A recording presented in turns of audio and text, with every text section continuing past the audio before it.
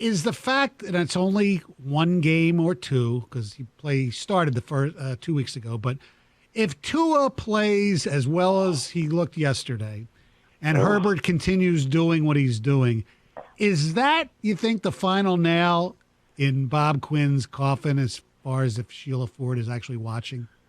Well, I would say this. We're beyond the final nail already. Yeah, but that would be the final nail for sure. and this is not 2020. And to be honest, I'm not overreacting to one game or two games by Tua either. But to me, it was always so obvious that was the move to make. When you're drafting that high, you have to get a difference maker. Quarterbacks are difference makers. Cornerbacks are difference makers about once a decade, right? Quarterbacks have changed, I don't know how many, 10 franchises in the last 4 years. Yeah. They've completely been changed by drafting a quarterback in the first round, and that was their shot. Yeah. I thought it was, at the time, practically a fireable offense, and now officially a fireable offense. Well, especially when you look at where Miami is compared to where they were last year. Just even without Tua, with Ryan Fitzpatrick, they're at 500.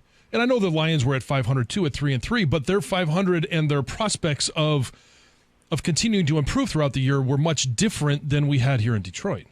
Exactly. And John, that's the most distressing.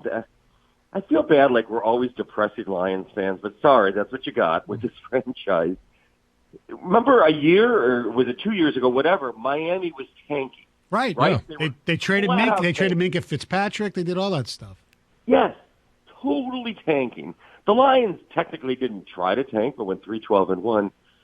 And Miami then went and got the guy that people were supposedly tanking for, Tua, but they got him lower because he was injured and zipped right past the Lions.